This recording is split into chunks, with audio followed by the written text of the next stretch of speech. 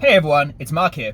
In this oh so exciting video, I'm going to go over the Kia Sportage, which I'm driving because my ordinary car is undergoing surgery. In essence, its clutch is being replaced. So I'm going to give you an idea about this car that I'm borrowing from GoGet, a car sharing service in Sydney, which is a Kia Sportage. I'll give you my thoughts about the practicality, the performance, the appearance, comfort, and the like, and I'll hopefully give you an idea about whether it might be a car you'd consider if you were buying a reasonably practical and not terribly expensive car, particularly for inner city driving. Now, if you think I miss anything, let me know that in the comments below, and otherwise, of course, it would be brilliant if you like the video and subscribe to the channel. Okay, so I'm sitting here in a Kia Sportage. It's basically a small to medium-sized SUV. It's a reasonably inexpensive SUV. So major competitors would be cars like the CR-V and also the Toyota RAV4. So basically smallish and not terribly expensive small SUVs is basically where this segment is going to be. So you kind of get what you pay for in this segment. In essence, it's not expensive. You don't get particularly high level of a car, but it's definitely one that I would consider buying if I were looking for something in this specific price segment. And to my mind, Kia does a very good job at this not particularly expensive price segment. I think they're probably one of the leaders within this particular area. This car, in short, is better than the RAV4 that I've driven relatively recently, and is better than a number of other smaller SUVs that I've also driven. So it's one that I would definitely consider in short. But let's unpack why that's the case and go through a few of the key attributes of it. Let's start off with performance. Now, the performance is not astounding, but it is not dreadfully bad. So in terms of performance, 0 to 100 kilometers per hour, so about 0 to 60 miles per hour, is around 8.5 seconds, depending on exactly which numbers you're reading here. And in terms of the horsepower, we're looking at approximately 180, which is not terrible. That's for the 2021 Sportage, that is. So those figures are not terrible. They're certainly competitive within the segment. They're absolutely going to be basically run-of-the-mill for any of these small SUVs. There's a great degree of homogenization within this segment. So in short, you're going to get decent performance, but it's not going to be astounding. Now, one thing you do need to bear in mind is that headline performance is a little bit misleading. The reason I say that is that headline acceleration figure sounds better than the car really feels. The reason I say that is the car is reasonably heavy, and it also appears to struggle with particularly demanding driving. So for example, if you were driving up a hill, and if you were carrying things up a hill, this car is going to struggle. So you do need to bear that in mind if you're really considering driving around 5 people and suitcases. Effectively, you're going to run into some issues if you need it to do a lot. But if you need it to drive around in the inner city, it's going to be perfectly adequate. And particularly if you're driving around as yourself, i.e. you're not taking some gigantic pile of passengers, this is going to be perfectly fine for that purpose. So in essence, whether the performance is good enough depends on exactly what you need it to do effectively. Now, the other aspect of performance, of course, is handling and turning circle. That, I would say, is relatively run-of-the-mill for a not terribly expensive car in this segment, which is to say it's average. I wouldn't go out and say it's brilliant, but it's not bad. So in short, performance is perfectly fine. The next issue really comes down to technology. Technology is something that you would obviously be looking for in a segment like this. So what this has is it has cruise control, it has lane keep assist, it has obviously lane departure warnings as a result. The cruise control is not like super wonderful, it's not like it's adaptive and particularly intelligent, but it exists and you don't have to pay extra for it, and it works.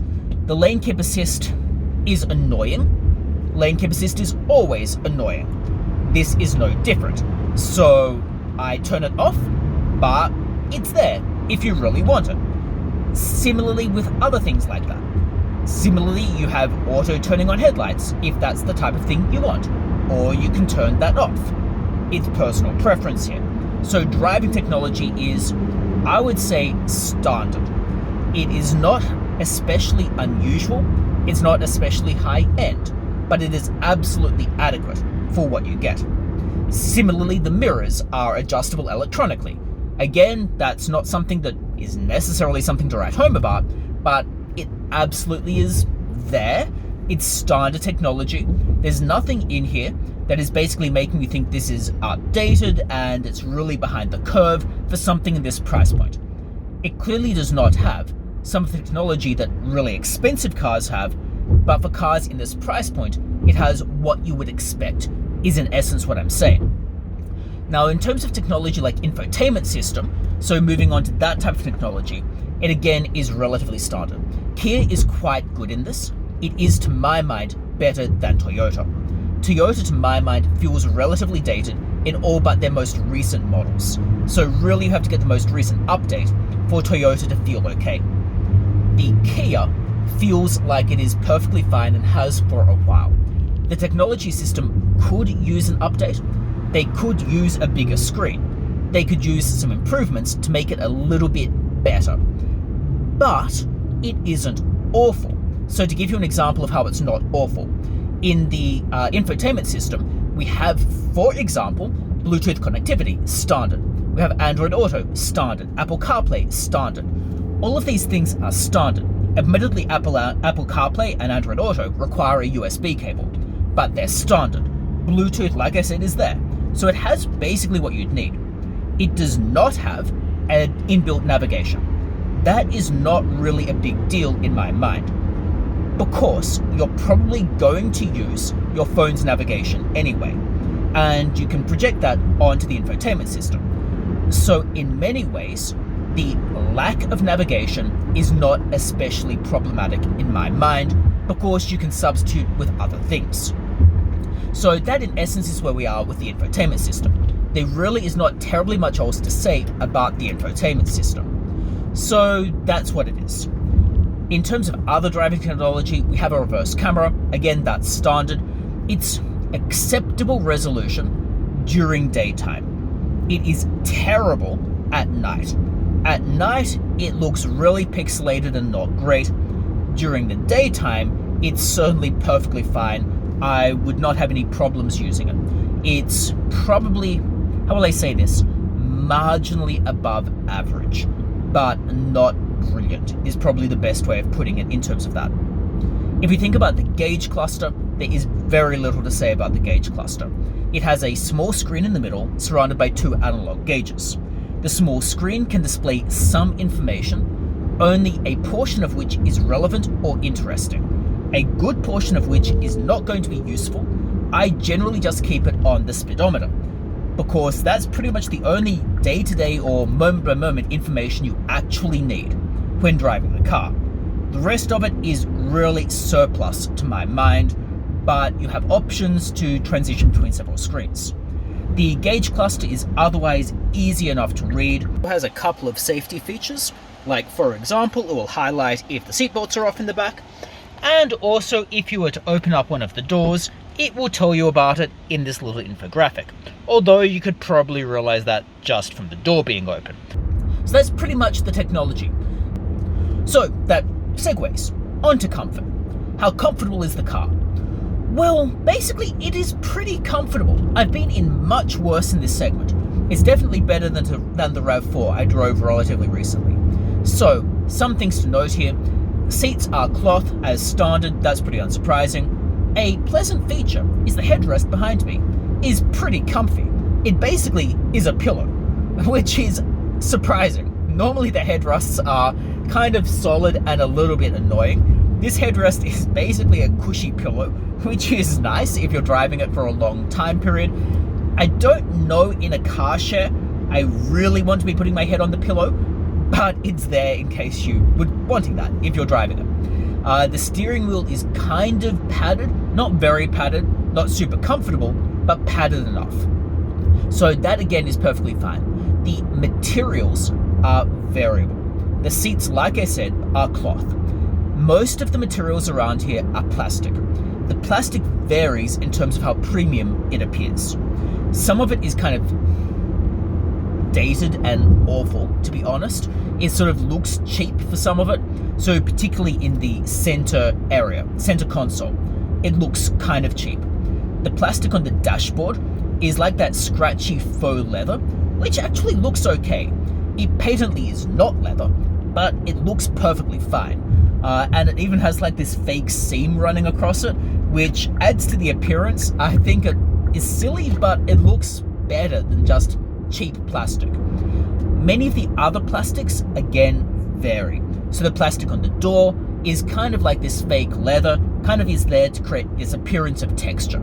It obviously is not leather, but it creates the appearance of it on the door.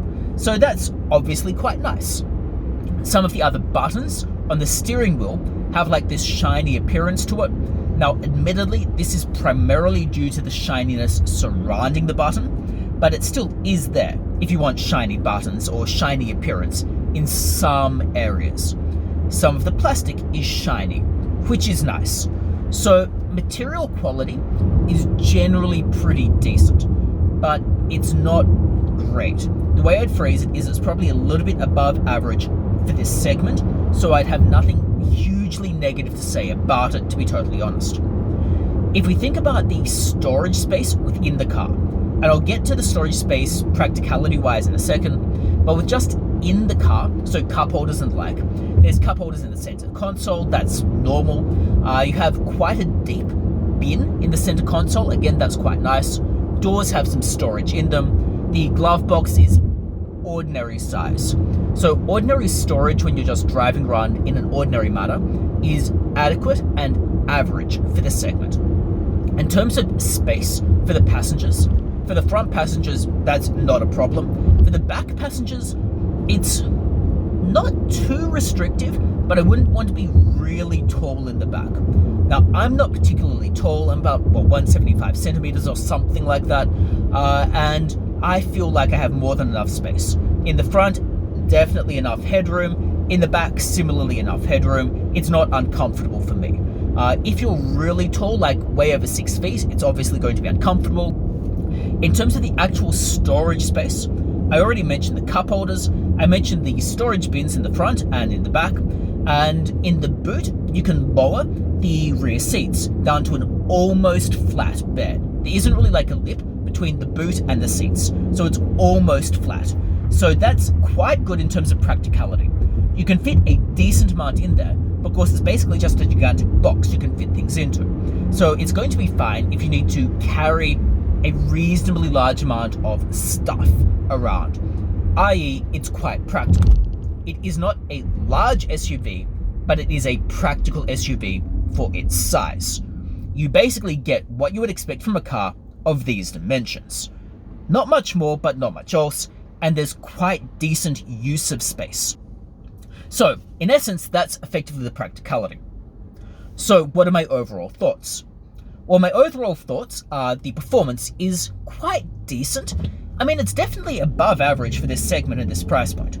The technology is probably average or a little bit above for this segment and this price point. It's not as competitive as it was before because competitors have caught up, but technology is fine for this segment and this price point.